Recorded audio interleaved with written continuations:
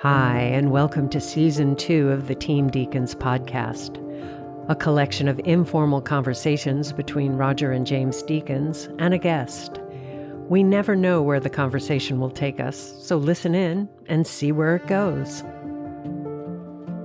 This episode is sponsored by Aputure, a premier manufacturer of LED lighting with the industry's greatest variety of fixtures for your complete lighting needs. Aputure recently announced the new Storm family of lights. With LED white light quality that matches natural daylight and classic tungsten bulbs, plus extreme low-end dimming while maintaining color quality. Discover more about the new Storm lights and the complete Aputure lighting ecosystem at aputure.com. Today we're looking into a lighting technology, the technology of LED lighting. LED stands for Light Emitting Diode and was first created in 1927 by Russian inventor Oleg Losev. But it was much later that it became the LEDs that we know today.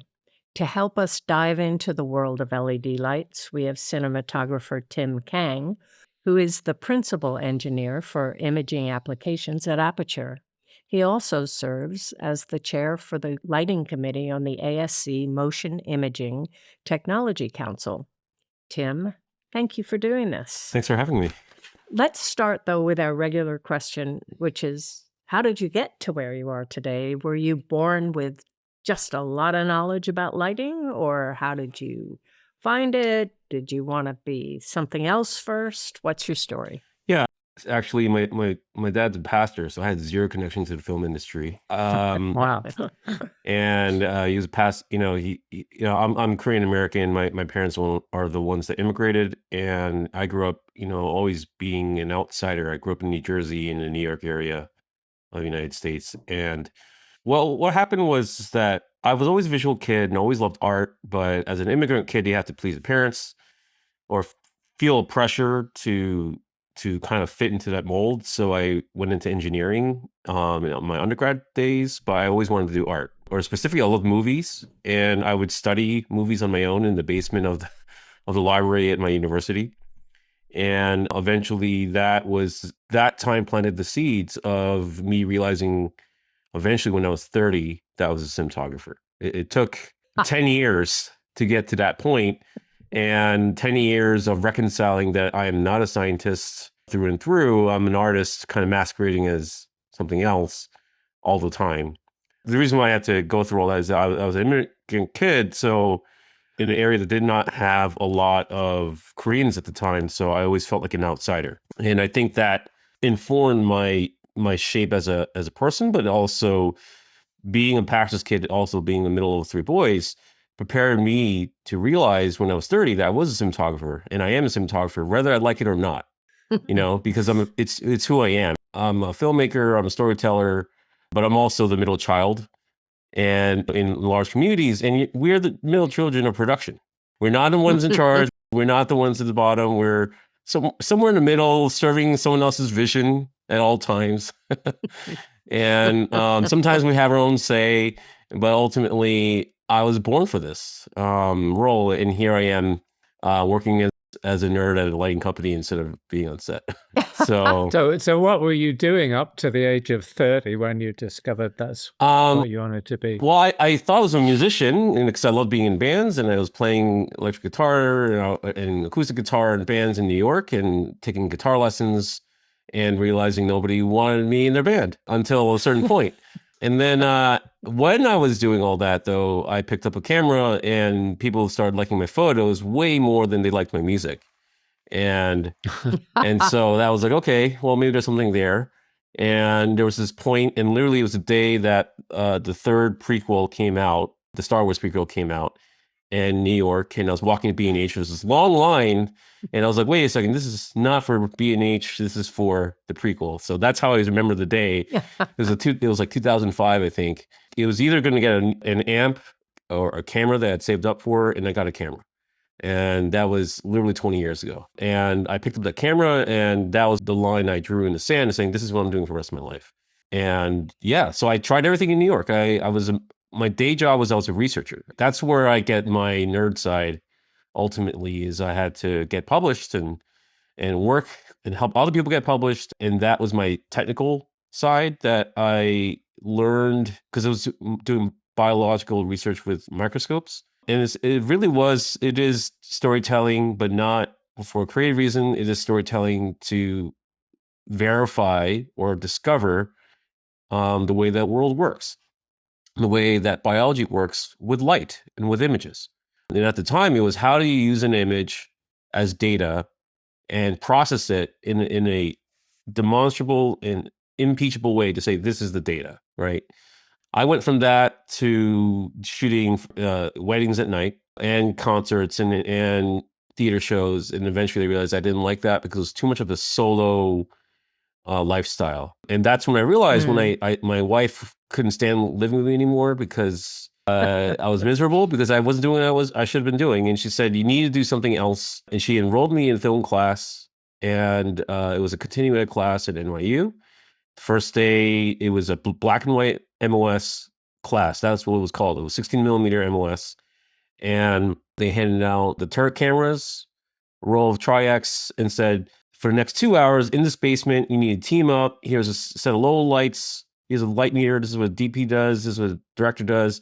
You got to shoot and edit in camera, and you have to trade positions at every single shot. And after the first shot, everyone said, no, you are the one with the lights and camera because you know what you're doing. And everyone else traded their positions. And that was the day and night that I really realized this is what I am. And within that semester, I applied to AFI and all the other film schools, and I got into AFI.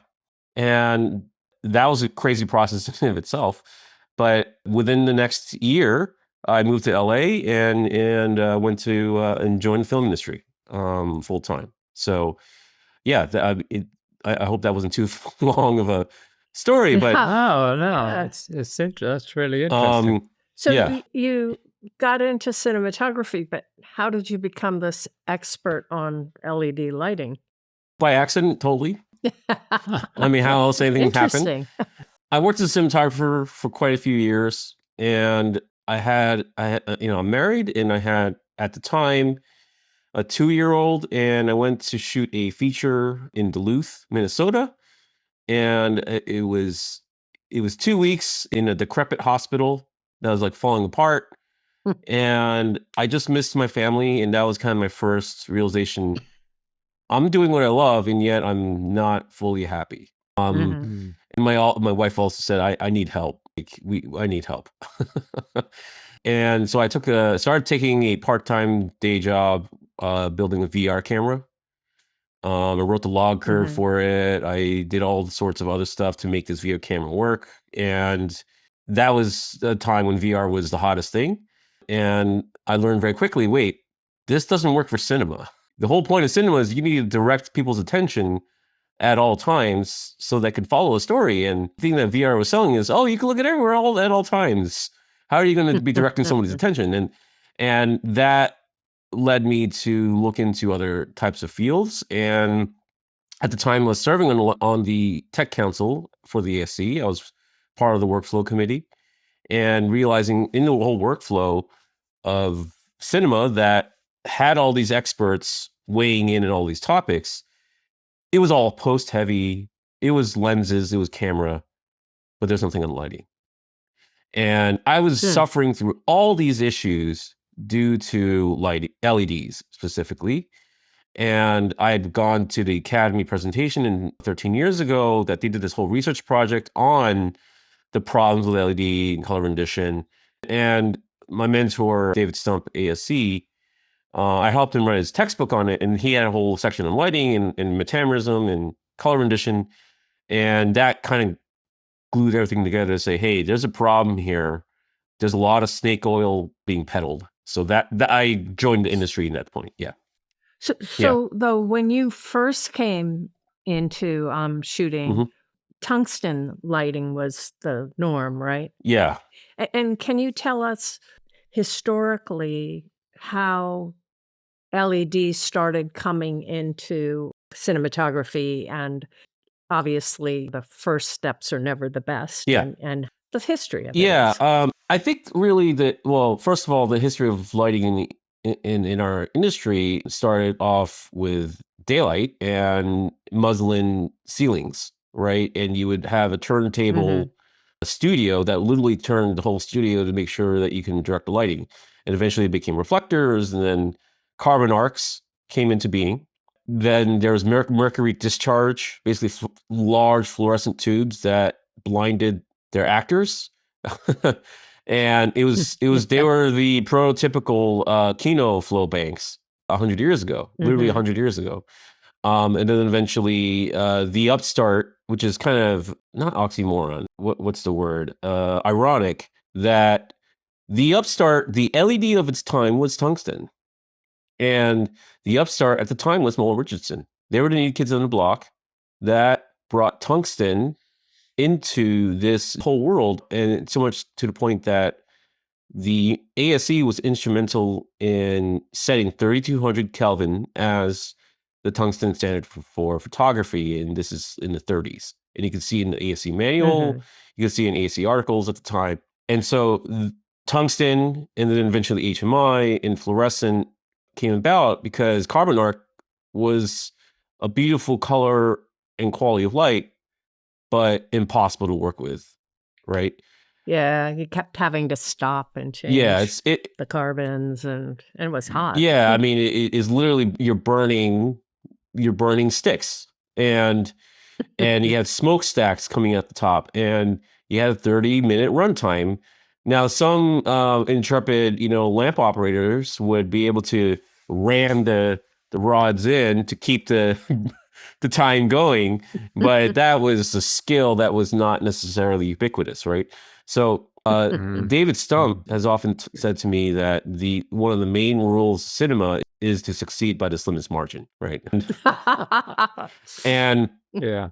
and I think the advent of KinoFlow really is the beginning of all this. Yeah. People were trying to use fluorescence throughout the second half of the 20th century, but it was always ugly. It was always ugly. Even if you timed out the color imbalance, there's just something not right about the way that things looked. So that was an effect. If you wanted that effect to make things look kind of sickly or not right, or you just didn't use it, right? Until Frieder Hochheim, a gaffer in Toronto at the time, came up with KinoFlow, introduced the KinoFlow tubes, and that was a revolution in of itself. And what he did is basically he filled out the spectrum of light just enough where it succeeded by the slimmest possible margin to look good on camera, right?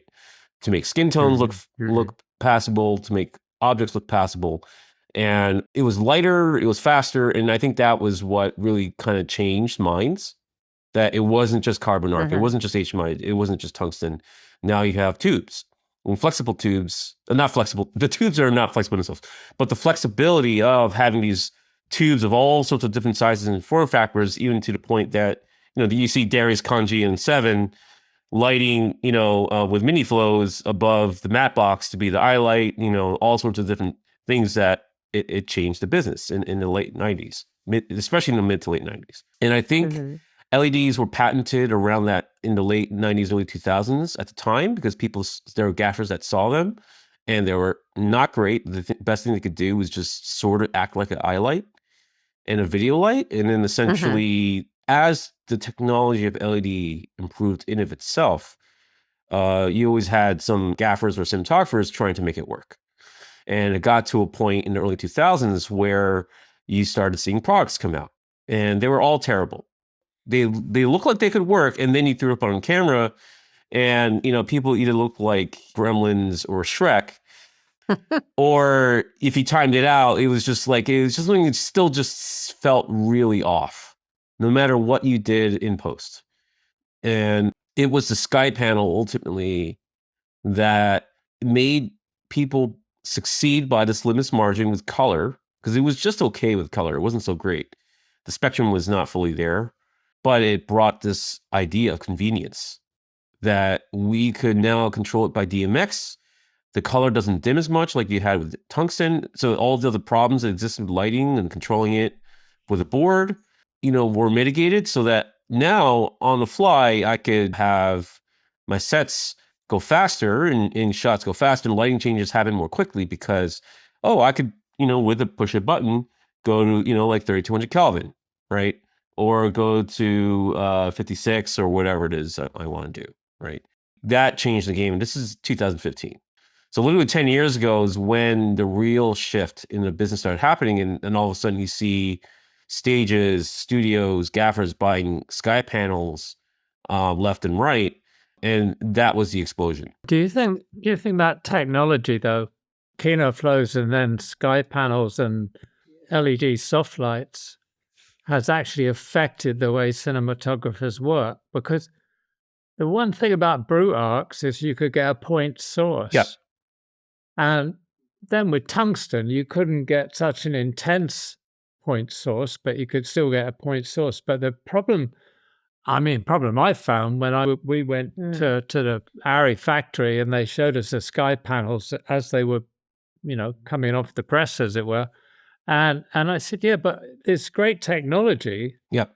But what if I want a hard light? Yeah. Well, I think that also was a huge part of it too, because soft light became such a big trend in the late 2000s and early 2010s. And making soft light feel natural and feel good and naturalistic due to very influential luminaries that end up getting knighted for their work, who I can't figure out who.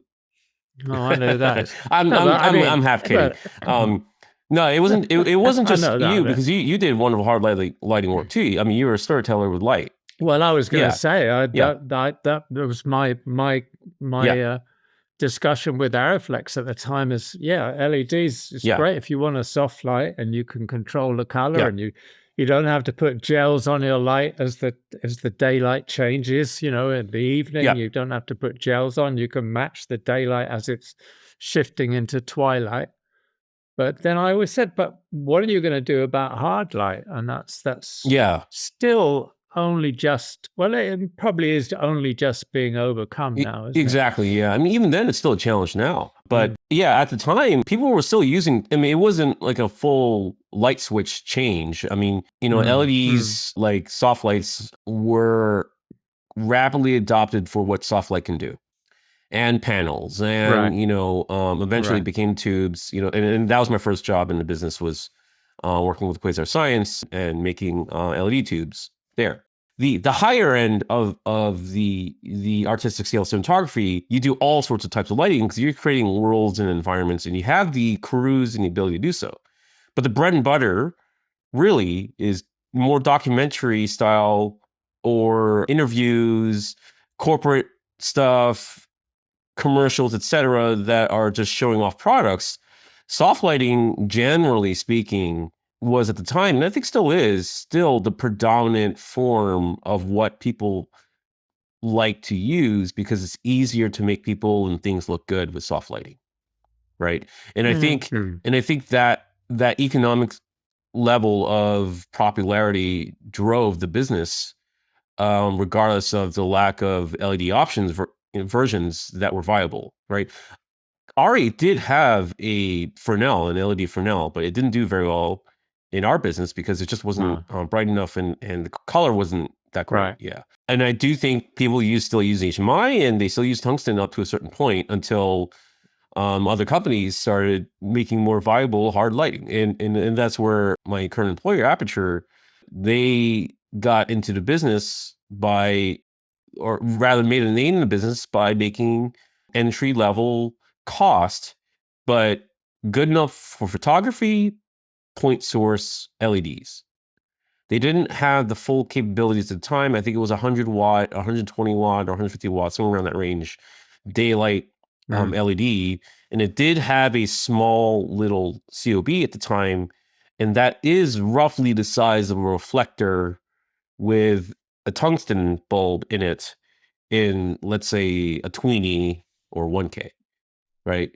So you start approximating the quality of light with LEDs with that, and Aputure really started booming. And I would say this is 2018, 2019, somewhere around there. I think, no, 2017. Yeah, 2017 was when I think I started first hearing about them. In 2018, I started seeing them in trade shows.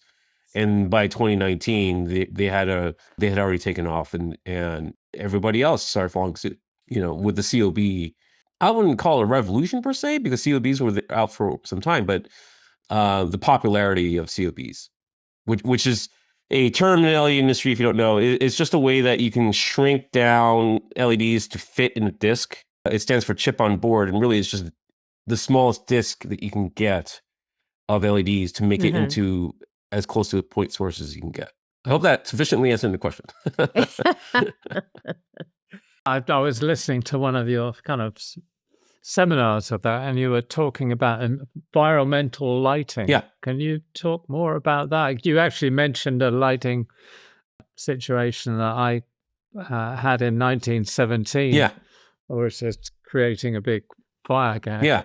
Which is all done with tungsten sources, actually, because we Yes. couldn't find any LEDs that would fit that bill. Yeah. I mean, it's an interesting thing with a tungsten source. Like, I mean, I do candlelight or something by bouncing a small tungsten source off a gold reflector. Yeah. And the equivalent to do it with an LED, you've got to kind of program the light not only to flicker but to change color. Yeah. As if it were a tungsten bulb, And sometimes I think, well, why go with an LED and spend all that time programming it when you can just use a tungsten source and actually just do it on a dimmer? Yeah, I definitely agree with you. When I started out, that was definitely the right way to go. Was still, just do it with tungsten, because even at the time, even if you can trick the eye to see the color of orange and yellow, it was not the actual spectrum of it. And so tungsten, the actual spectrum of tungsten dimming down, matches the actual identity of light, which is spectrum, it's energy, of fire. It's literally the same thing. It's something burning. Whether it's a different material of carbon versus metal, you still had something burning and giving off energy at the same temperature. So you end up getting something that matches.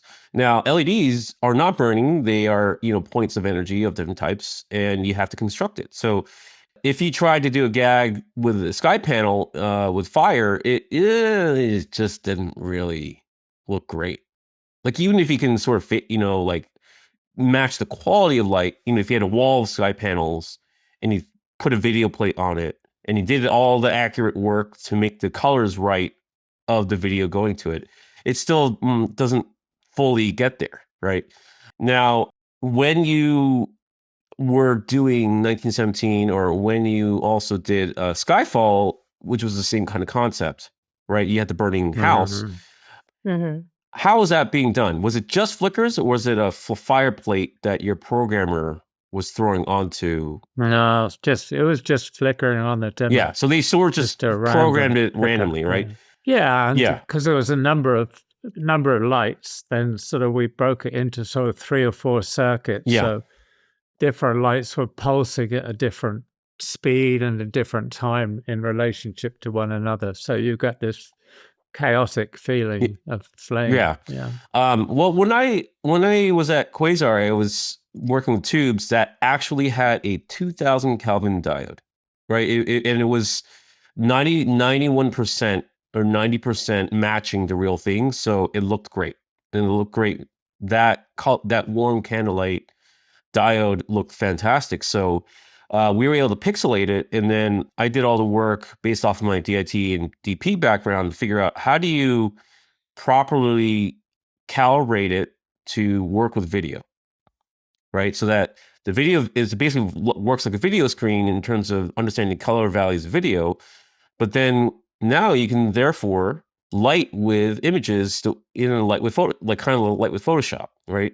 Or light with DaVinci Resolve, or whatever, or Premiere, or whatever video editing software you have. So that means that you could, and this is when Mandalorian was starting to, come out. And this is around the pandemic time.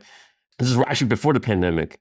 You could take a video plate and put it onto lights. Now, this has been done for 20 years in the live venue world, but this was done to make fancy light shows. It wasn't done to light people accurately. So the thing that I tried to figure out was how do you light people accurately? And the real test ultimately was to replicate what you were doing in these. I'm a cinematographer. This is a natural thing I want to do is I want to have real fire. I want to have real fire coming out of LEDs. And so we had banks of these LED tubes and they're pixelated. And I was sampling the video and throwing it onto the fixture as if they were fireplaces or whatever the thing that was burning. And it worked, and we have videos from the time to demonstrate this of when you're doing a fire gag with multiple tweenies, it kind of just doesn't look right. It's enough serviceable because, you succeed by this limits margin on camera because you've got warm and cool, warmer and cooler and flickering from different places. So you sort of feel the dance of light. But when you actually had a bank of tubes and you put a video of an actual fire onto it and you mapped it and all the colors were correct, and more importantly, the spectrum was correct, it looked like fire on our faces. It just felt right. The way it moved in the shadows, the way they danced. Right. All of a sudden, the uncanny valley went away, right? That was 2022, 2021 time period. And since then, that's what, I've been striving to be able to get the industry on board and say, this is not just a single company's thing. This is where the lighting committee came in and say, hey, we need to figure out what white light is and get manufacturers to understand if you unlock this, you unlock creativity and you will get more simple pathways to get the effects that people want, for visual storytelling. So it is possible to do all this stuff with LED. And it is definitely now, more than any other time in history, now possible to light with images that you have in your head, whatever the idea is. And that's what excites me. And that's why I've stayed in this side of the business for so long. So something that, you talk about taking firelight, but you also at one point I heard you talking about taking a painting, and actually using that as a reference for the lighting you're doing on a set. Can you talk about that? Explain. Why would you want to do that? Well, there's the literal aspect of doing it versus the figurative aspect of doing it. If you're literal about it, it's just because you're weird and you just want to do something funky, right? I had somebody, it was weird and fun in a good way, which is, cinematographers prize these things, right? And gaffers, we all love doing these crazy ideas where if they were doing a documentary on Vermeer, let's make our key light the girl with the pearl earring. So you throw up a picture of the girl with pearl earring onto your fixture, and that becomes your light. And the color balance is off. Well, then you can color grade the image a little bit to get the color balance to look right. The final color balance to look right. That's the fun literal thing, but. Well, I don't understand. Well, I didn't understand you were actually talking about a Cézanne painting or something. What I don't understand is a painting has got lots of different shades and tones and colors within it.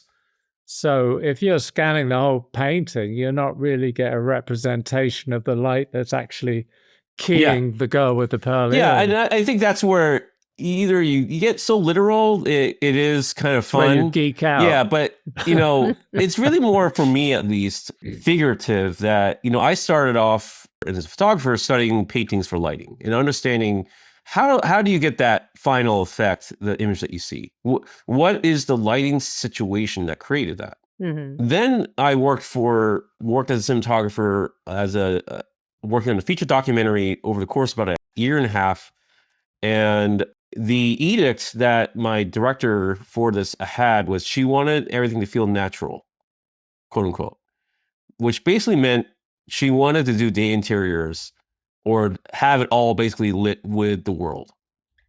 Is what I interpreted it after, you do the dance and you try to figure out what does the director actually mean, because they don't really know what it actually means, but they know what the feeling they want to get, right?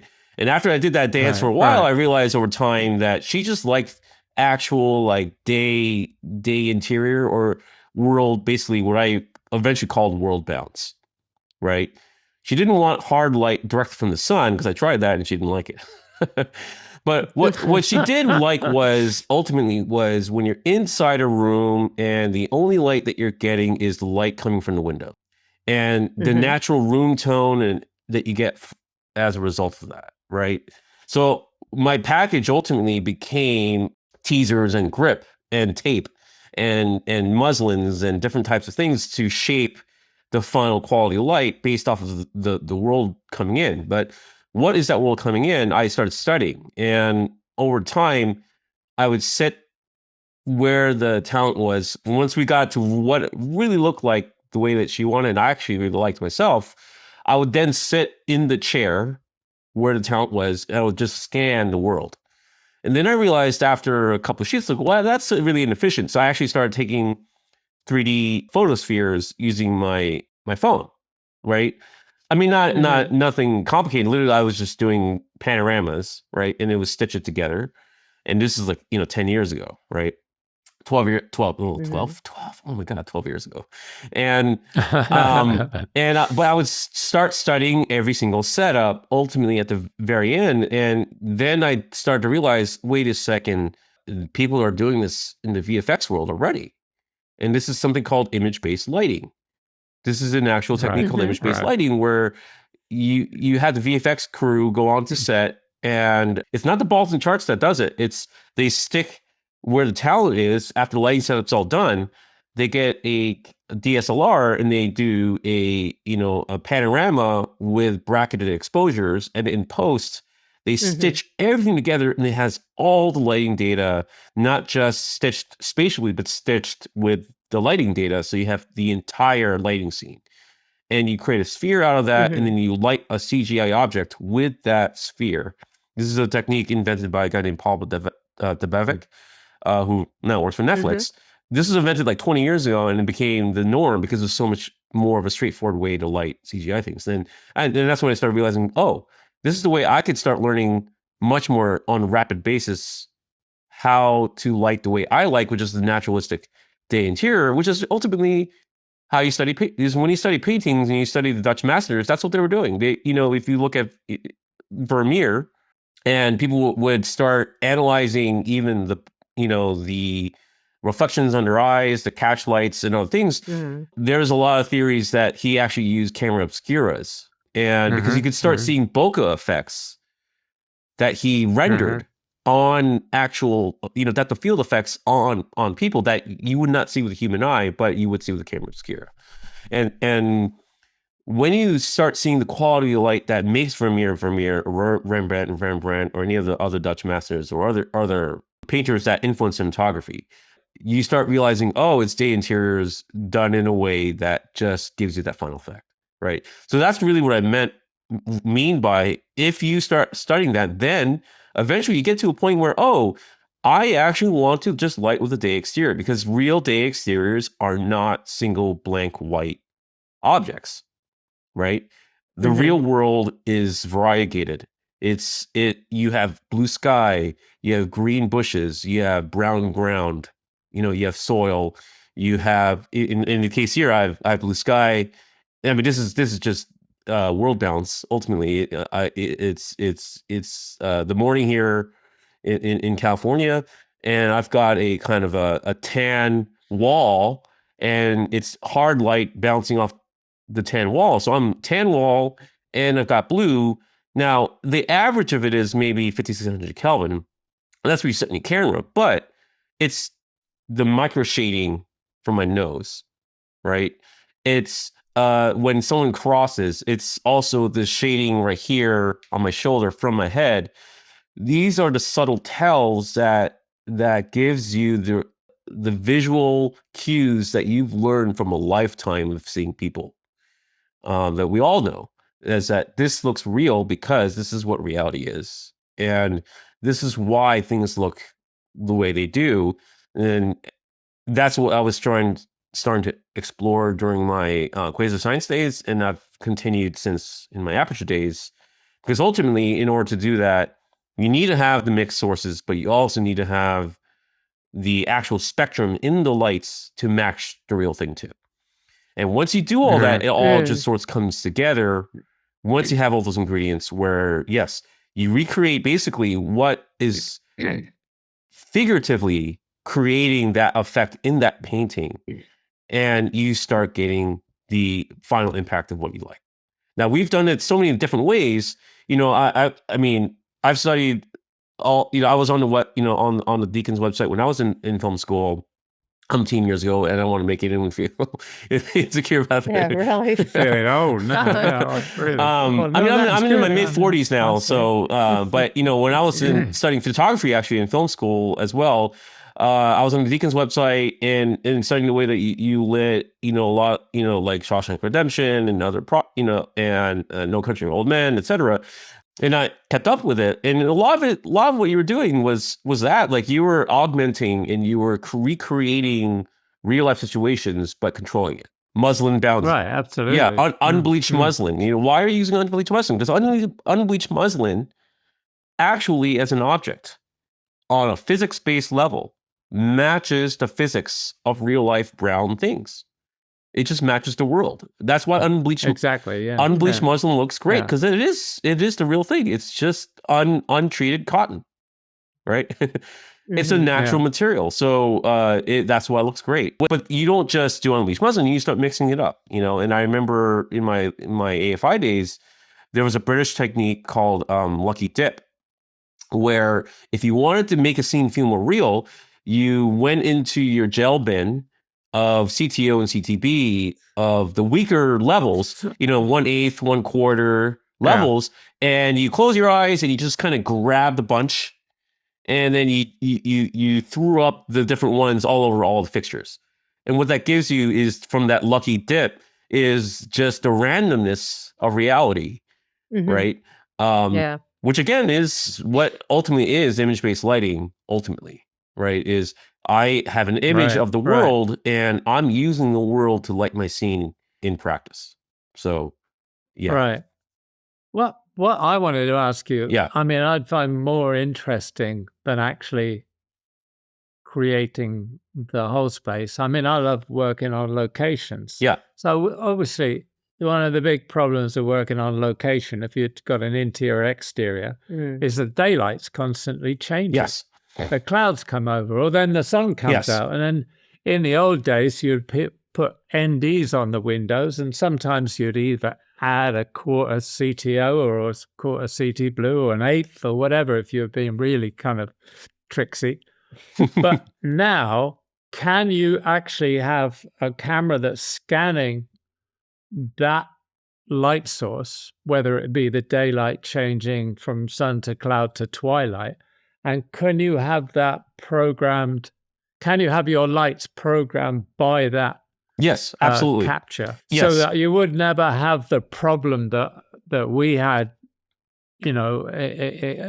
with tungsten sources, that you were constantly having to adjust your lighting. Yes, physically, and they would have to make the call whether you were going to shut down the shot for half an hour while all the critics went and put NDs on all the windows or gelled the lights and all the rest of it, which was probably just as bad as when you had to retrim all your carbon arcs. And I remember that too. I'm old enough to remember I did use carbon arcs and have to wait while the electricians were trimming them. So basically, the advantage of an LED system is you can overcome all those problems by just having a capture system. Exactly. And the tools that the VFX industry use to capture an HDRI plate applies to this too, as I was mentioning earlier. And it's gotten so simple that there's I don't have it with me here.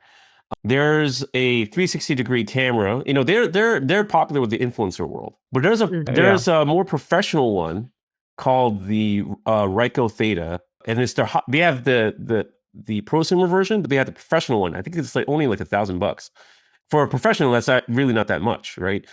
And what you can actually do is you set it up where the talent is, and it does have a plugin that you can install in there that it automatically generates the bracket exposures, and generates the file called an EXR file that actually has all the lighting data that, and this is something that I've given seminars on in Korea and elsewhere, where if you get, there's software called, the company's called Simulate, and the program's called Live Effects. It has been around for a long time, and it can unstitch that type of file, and you can now color accurately map and color manage the video values from that file onto your fixtures, right? So that there's still skill involved. You know, it's not a formula per se. You still need to know where to place the fixtures on your set. You still need to have craft, right? And this is where I'm saying this is not replacing the craft. This is not making it quote unquote easier. This is making it just more intentional and accurate.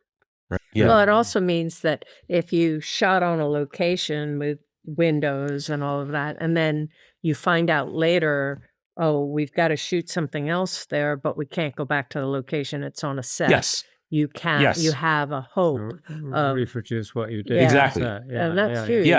Yeah. Yeah, that is. Huge. Yeah, and that's what I've presented is like, listen, if you don't want to shoot your principal photography on this, at least this is your insurance policy, because Backup. What feature has not shot pickups, right? You know, and pickups are necessary because actually I can think of a few, but we won't go there. Yeah, actually, maybe we should have done that. But you know, you always need a budget, or hopefully budget, either literally or figuratively. The reality that, listen, the narrative always takes its own shape in an editing suite. What works, it doesn't work. You know, this take, that versus that take, or whatever. Oh, we just didn't have the take that we need, or we just didn't have the shot that we need to really make this moment land that we found is necessary in post, right? You needed then not do a reshoot, or you needed additional shoots, I guess you could call it, right?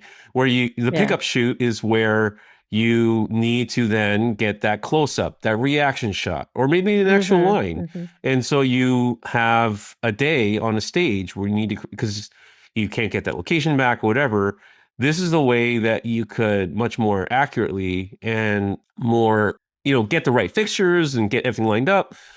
Even just on that level, you know, use now modern technology to really get the final result that you want, right? Which is continuity. You want continuity. But would that require you to scan every scene to have that file, to have that information?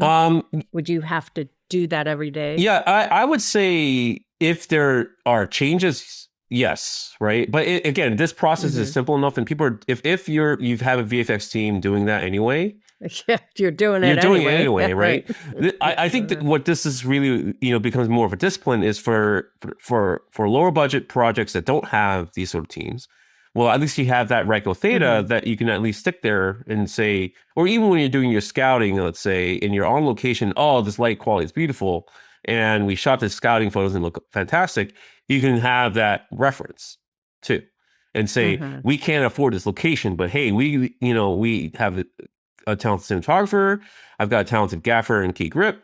I can recreate this on stage and not have it constantly change over time, right? And dial in different times of day where I can have my daytime look, or, you know, mid-afternoon look. I have my sunset look, or I can even have my night look come from the street lights or whatever in that same location. Wherever it is, you can do a light study as your scouting prep time, and actually have that inform your lighting setup. And you don't even need to go back and say, I literally need to do that. That's a great starting point, and they can always tweak, right? So then the fixtures are taking in that information and automatically adjusting what the color temperature is and all that. Exactly, yeah. Which is fine. It's a starting point. We worked in anime as a starting point. Yeah. We worked on this animated project. And it was really interesting because the lighting team went out and scanned this real environment. Yeah. Oh. And the real environment was meant to match the animated scene. So they put the lighting from the real environment on their animation, and it looked absolutely awful. And my point was, it's you're not actually trying to replicate exactly what reality is. You're trying to use something that appears real Yeah. to help tell a story. Yeah. It's kind of slightly different, isn't it? Yeah. And I don't think it's a binary, one or the other. I think there's a continuity of it. And I think that's what I love about this is that, even as I was mentioning, the genesis of it all was for me shooting documentaries. And I don't want to literally recreate the same recipe every single time. But it did inform my taste as a cinematographer, and knowing that if I do this 8x outside from about 12 feet away and it has a warm thing, and then I have a 20 by 20 feet away being lit by an HMI, now that mix will give me the thing I like. That is a formula, but it is a formula that works because of something I've studied, and I've taken these lighting references over time. We don't need to do the same thing every time, because you have to move it around and you have to knock down intensities and intensity differences. You do need to adjust it, obviously, for the final product. But this is what I was saying as a starting point. It helps. It really helps to get you closer to what you want. And obviously, the first time you use it, you hate it. It doesn't look right, so you tweak it, right? Because what cinematographer doesn't love to tweak, right? We're tweaking mid-shot. Well, maybe can't take that away. Yeah, we're tweaking mid-shot. Just don't tell the producer or director. All right. Where do you think the technology? What's the next big development with the LED lighting and that technology? I mean, goes in my head that if you put what you're talking about, capturing the light in a real situation, then why don't you use AI and do the whole thing as a as a kind of animation or virtual reality? You had experience doing virtual reality. Yeah. How do you see things evolving? Well, in terms of our craft, AI is scary for a lot of folks. And the thing that I think, well, first of all, with AI, that I think will not hold is Gen AI for everything. It just can't hold for too long, because even the process of doing Gen AI kind of stinks, kind of sucks, because if you think about and I'm not saying this from an artistic standpoint, I'm just talking from a practical standpoint. If you think about Google searching 25 years ago or searching for something on the web, right? The act of finding information on the internet at the time was, well, you're rolling the dice. You don't know what you're getting. So much so that it became a joke. It became a function on Google that says, I'm feeling lucky, where you click the button and you kind of roll dice and it just goes you straight to that thing, right? It's a play on the idea that we have this insecurity that we don't know if we're going to get what we want, right? When we're searching for something. Well, here we are 25 years later, that hasn't changed. To this day, when you're Googling something, you still don't know if you're going to be getting what you want exactly. Now, as an artist, as a filmmaker, when you have an intention, that kind of stinks. If you really want a red dress to be the way that you want, you get the red dress to be the way that you want, right? Or the lighting or whatever it is. And Gen AI is always going to still have that same exact dynamic of, I don't know if I'm going to get what I want. And I don't want that insecurity all the time. There's always going to be that insecurity in Gen AI that on a fundamental level I see as a barrier to it being everything, let alone on just a nuts and bolts level, let alone the higher level principle of it's regurgitation. It's not natural. It's not going to be the real thing. And that's the obvious stuff that we all know is the issue with Gen AI, right? As filmmakers. Now, when it comes to the future of lighting, therefore, you can relight in post. And in AI technology, not Gen AI, it is using some sort of that stuff, but you can train models to relight, and it's gotten pretty good, and it's gotten better and better. But the thing is, you still need to spend time in post, relighting in post. And how many times It's why it's a joke. We joke that people will fix it in post, right? Because we know that they don't have the budget or time really. And it's going to, if you have a mistake, something that doesn't look great on set, you kind of have to live it in post because you don't want to spend the time and money to do it. What producer really wants to, right? Now, sometimes you have to. Sometimes you have to when it becomes so objectionable that you have to fix it in post. But 9 times out of 10, most of the time, people, end up using the worst take with the worst lighting because it worked best for the scene, and much to our chagrin. So that's why I think that, like, ultimately getting things right in camera, number one, is still going to end up being what people strive for, right? In which case, all these tools that we're talking about are always still going to be relevant, in my opinion. That if I'm using image-based lighting, and where I see the future of technology with lighting is what we've been fighting for in the light committee, which is why we fight for it, is that number one, we all use the same language, right? Of what is half plus green on 3200 Kelvin?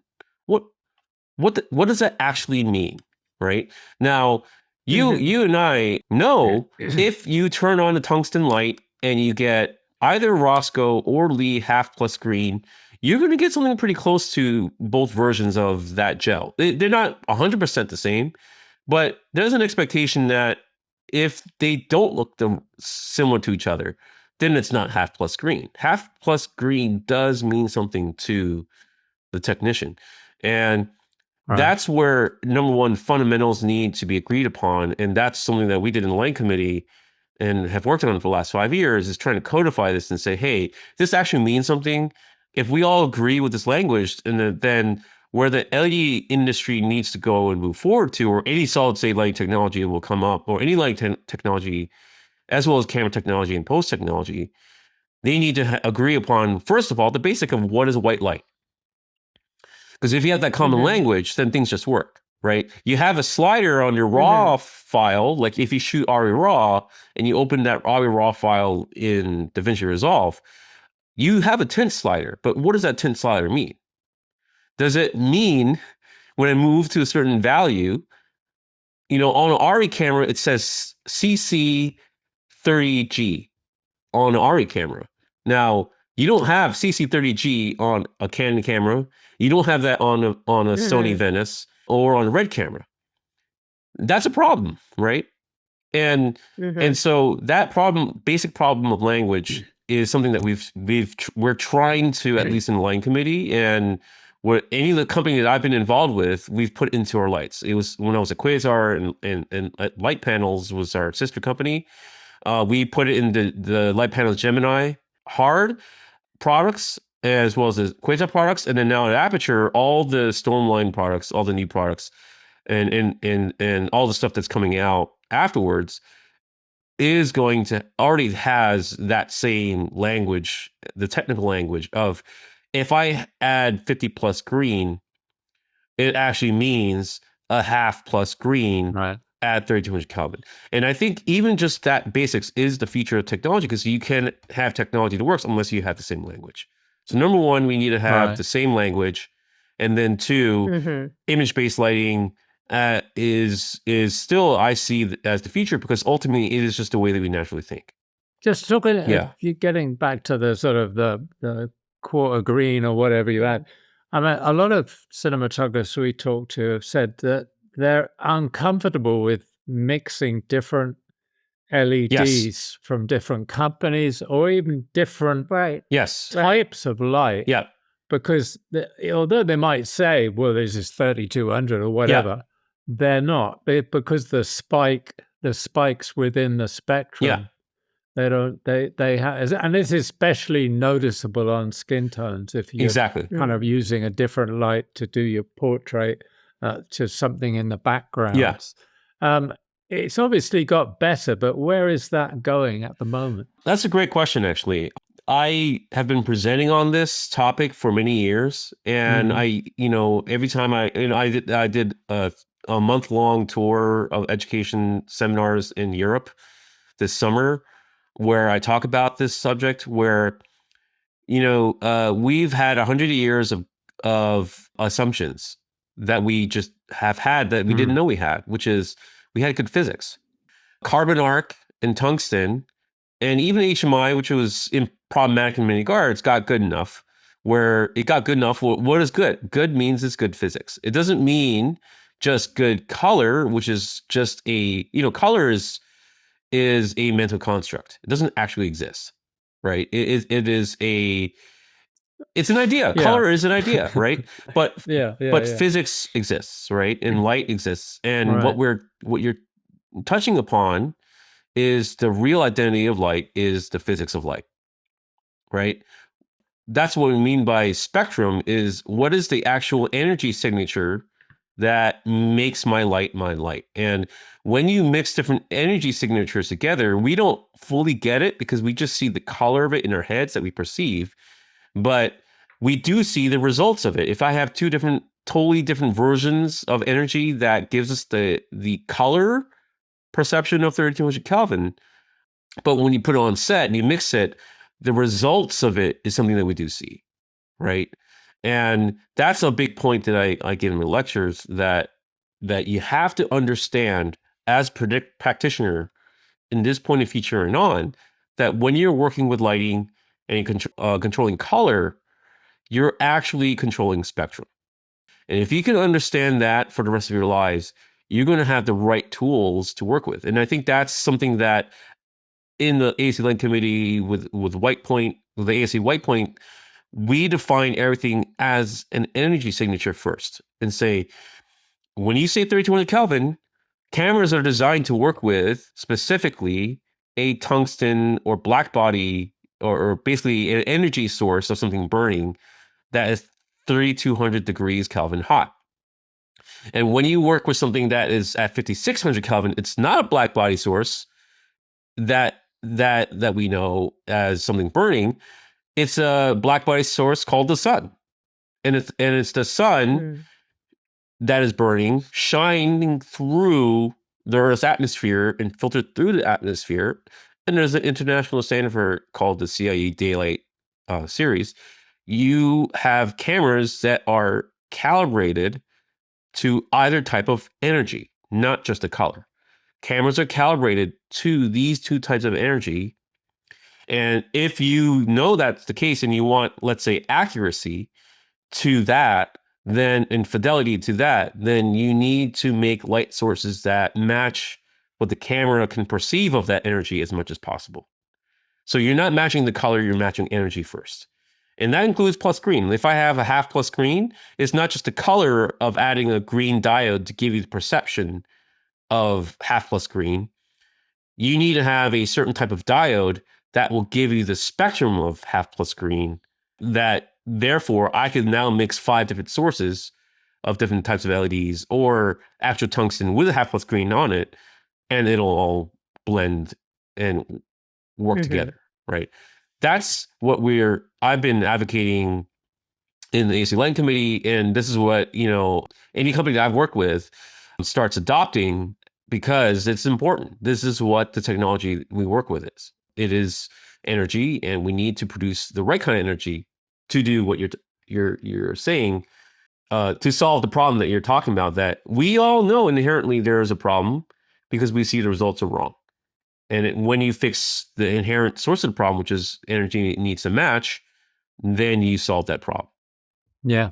I mean, that kind of thing's always been a problem. It's like early days of fluorescent lights. Yes. You would look at the lights in a supermarket by eye and think, oh, that's fine. Yeah.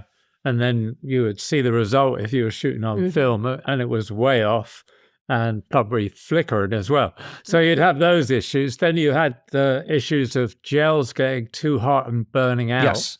So a gel like a quarter green or whatever would shift color the longer it had been on the front of a lamp. So you've always had these kind of issues. Yeah.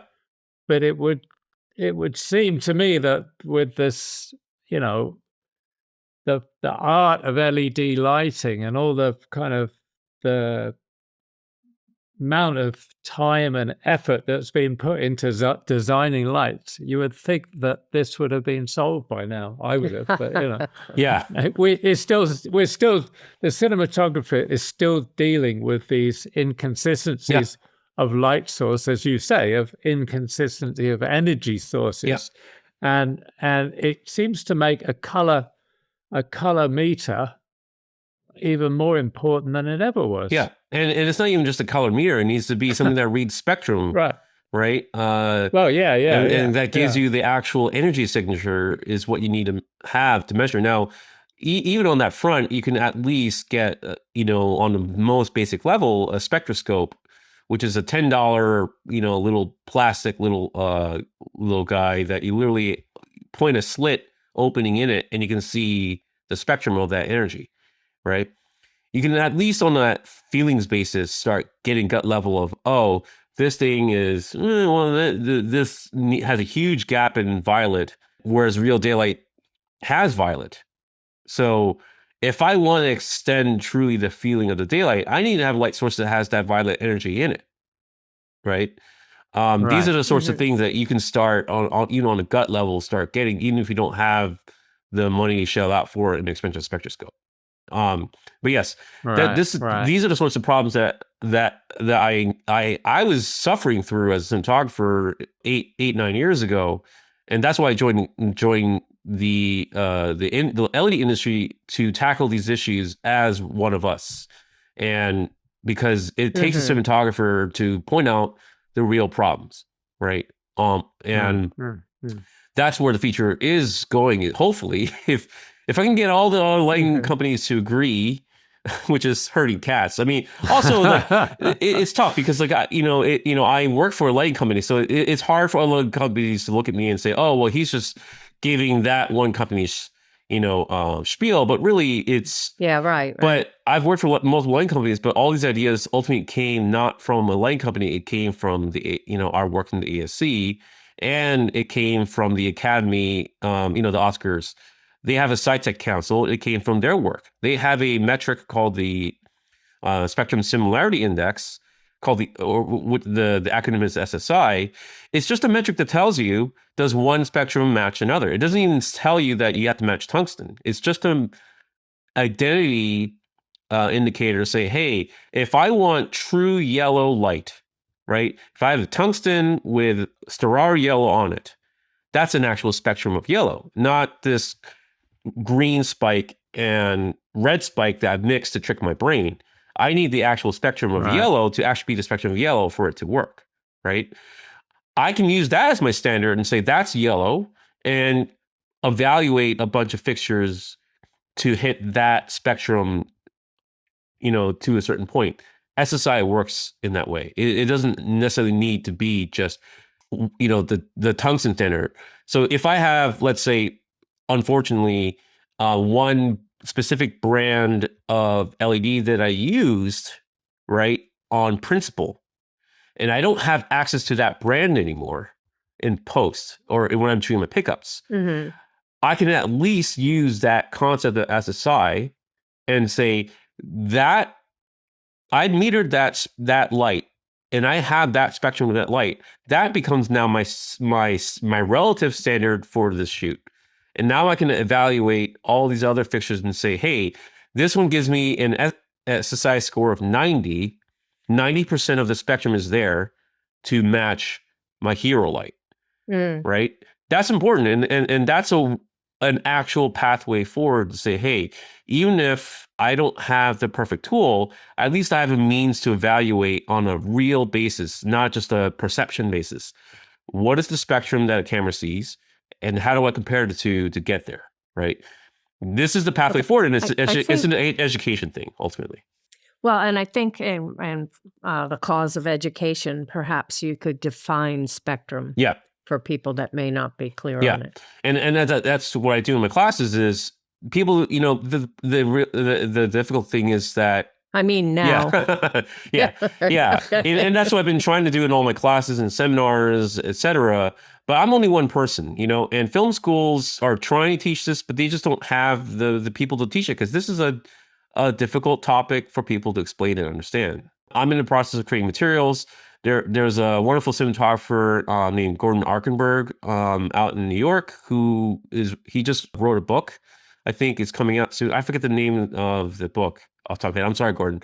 He's tackling this subject as well in his book. David Stump in the book that we work together, digital cinematography, he talks about it in there. Spectrum matters, and I think that as long as you understand that there are tools out there like SSI to say, hey, this is not just some impossible standard to hit. There's a real tool out there to say, hey, I now can use a meter to compare two things together and say, I can have the confidence to say that these two lights will match. And yeah. And so what I'm asking you is, what is spectrum? So people who don't understand what you're referring to it. Sorry, my wife never fails to remind me that I get so stuck in my head I don't actually listen to what people are saying. And see, I don't know anybody like that. Do go on. Spectrum is simply just light is energy, right? It is energy. And the way that you can understand energy is that there's different types of energy. You have a way of understanding energy as something called a wavelength, which is just a single type of energy. And light has multiple types of wavelengths or multiple types of energy. You have a range, you have a gamut, or you have a spectrum of different types of energy in a light. And I call a specific light has something called a spectrum fingerprint. It's got a specific signature of its spectrum, and that's why I call it a fingerprint, for lack of a better term. Because I think people can understand that, a concept of fingerprint, that a fingerprint is unique to every individual, and every single light has its own fingerprint, right? Daylight has a very distinct fingerprint. And if you look at the spectrum of daylight, it really does have a fingerprint that you can learn to recognize. Same goes for tungsten. Tungsten, whether it's 3200 Kelvin or 2800 Kelvin, it changes its balance, but it has a very distinct, smooth fingerprint. In my classes, I show that fingerprint and say, remember this, please. What you have that your cameras are designed to work with, it looks like this. And you can easily look it up thanks to Google. Now, don't use ChatGPT per se, because you don't know if you can trust it. Yeah, what you're getting. Yeah, right. But at least with Google, it'll point you to more scientific pages that are scientific pages. Or even Wikipedia has a pretty decent page on tungsten, and and if you look up the words CIE daylight, it'll show you CIE daylight, and what that standard is. But it is a signature, and it is something that you can learn to recognize. So yeah. Right. Yeah, it would seem I think this conversation might seem quite daunting to a student starting out in the film industry, because there's the connection you said just now of what the camera is going to record. Because each camera, whether it be a Red camera or an Alexa or Arriflex or whatever, Sony, or film, it's recording a different. It's reacting differently. It's reacting differently to that different spectrum. Yeah. So you've not only got the variation between different sorts of LEDs versus tungsten versus a brute arc, but you've got their relationship to the recording mechanism. Right. Yeah. So it's kind of quite daunting. And my point is really what is your point? The only way to find out is to test. Yes, absolutely. Right? I mean, I remember early days of LEDs. Gaffer in the UK, Biggles, and I would go and test every LED light. Yep. Once we liked the look of, and test it in different circumstances to make sure that it looked like what we hoped it would look like. Yeah. I mean, otherwise you can get bogged down in the science, and it's good to know the science and the theory, but unless you actually test it yourself physically. That's what you're saying too. Is absolutely, You cannot understand spectrum. You can only understand the results ultimately, right? And so you need to know the results you get from spectrum. right? So in my classes, I teach how to test. How do you test for color? And does it need to be complicated? No. In fact, the whole point is test what's familiar to you. Test what's familiar to your project specifically, because otherwise it's not a relevant understanding that you have. The only way you can know and have control and have ultimately a specificity in intent and carry out that specificity of creative intent, if you really have an idea and you want that idea to stick on screen, you need to try all the different lights that you have or want to use, specifically with the type of skin tone that you will have in your project, with the type of wardrobe, the type of makeup, let's say, and most importantly, the same camera and lens combination that you have, right? Let alone the post process, right?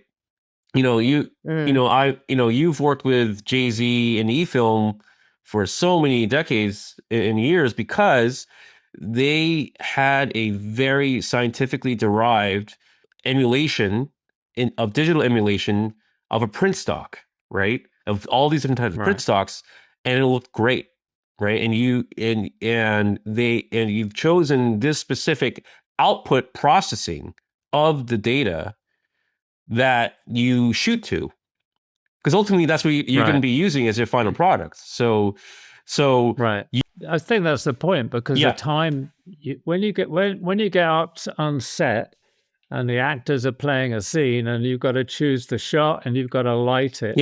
You don't want to be thinking about all the things we've been talking about. I don't want to think about whether light is a photon or a curve or a wave or what wave it is. I don't want to know about that. I just want to relate to the scene in front of me, right? Yeah, exactly. And that's where I've been teaching all this. Is the point is that you need to get a gut level understanding of this, not a mental level. And the hardest part for people to understand, that I think the industry needs to understand, is they need to get a gut level understanding of spectrum, right? And that's something that took me a while to fully understand on a gut level, but it is possible. And the analogy I have is, because I was a musician, I get this. Musicians have had a gut level understanding of spectrum since the 70s and 60s, because filtration and synthesizers is literally the same thing that we're talking about here. Right. Well, figuratively, sorry. Figuratively, sorry. No, I use literally the wrong way. It is figuratively the same thing that we're talking about here. You had, the Who working with the Moog synthesizer, and you had all these folks. The synthesizers became a big thing, and it got to a point that they understood it on the gut level. I need this filter to have this filter effect that it will have this sound, because they can literally in their heads feel and know that if I turn this knob, they are controlling the spectrum, and they can visualize it in their head and they can feel what that feels like, right? That's the same sort of gut level thing, that when you're on set, you're not thinking photons, but you are thinking in terms of, I know that if I tested all this stuff, and I've worked with this material long enough, but I thought about it on a spectral basis. I know that if I've got a smooth curve of spectrum coming from tungsten, I need to cut off all the blue wavelengths to get true yellow. Then I'm going to use this specific gel and make sure that when I throw it on there, I'm getting that specific yellow spectrum on it, and it feels right and it feels natural. Or if I choose an LED fixture that can do that, we are constructing a yellow spectrum that matches that.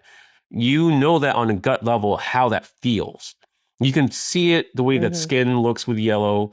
You can see it with the way it looks in camera, that you've got the real thing, right? And you can feel that on a gut level, right? That's the sort of stuff that you can only gain through testing, and obsessively testing, and obsessively working with, with the materials that you have, which is the camera you use, and and just as important, the post process that you are using. When I started out as a cinematographer, thanks to the education I got at AFI, Steve Yedlin was a huge part of this, because he taught us, and I started working with post companies like with Deluxe and E-Film, and also Photocam, etc. I ended up just starting to learn to shoot to a print stock emulation called Kodak 2383. It's in DaVinci Resolve. It's been in there for 15 years, at least. I just shoot to that, and I know how, and I learned through my time with Steve and AFI, and also just my own testing and practice, that I had that known quantity, and therefore I just worked to that. Similar to what you've had. And I've never had a complaint because it always looked great, and I knew how to shoot to that thing. And it is a ubiquitous and free tool that exists for most people in post, because Resolve is free, right? So that is something that I've used, and that's the same sort of deal that we're talking about here. Is you got to test, you got to know your material, but once you can connect the dots of, I have this spectrum coming out of my light, and I know that if I've got, I designed the LED engine in the Storm series of fixtures to emulate the spectrum of white light better, as well as the yellow spectrum, let's say, that is hard to get from LEDs. I'm not saying this is commercial, but just saying that's why I did this, because we missed it, and I personally missed it, and I needed it back, because unfortunately tungsten is hard to get. We just don't have the energy bills to pay for it anymore. Let alone the fixtures. That's right? true, Yeah. That's true. So that's why I did this. It's like, I didn't want to lose that good spectrum, that good energy. But if you test that out, you test out multiple fixtures on the market, you choose what works for what you need with the post process that you have. And ultimately that's what I did, and we'll continue to keep doing. And any student starting out, you may not understand any of this, but you can learn how to test and get a feel for it. And I think that's the most important is, if I'm Vermeer or if I'm a painter, I need to know my paints, and I need to have paints that I trust. Right. I need to know how they react. So if I have a certain shade of ochre or phthalo blue, which is a very popular blue paint, I need to know what phthalo blue is from this certain brand to be phthalo blue, and know that it always is that phthalo blue. And so you have painters that religiously stick to their brand of paints and their line of paints, right? It's the same sort of deal. Right. Yeah. They have to know that they're not going to fade in post either. Yeah.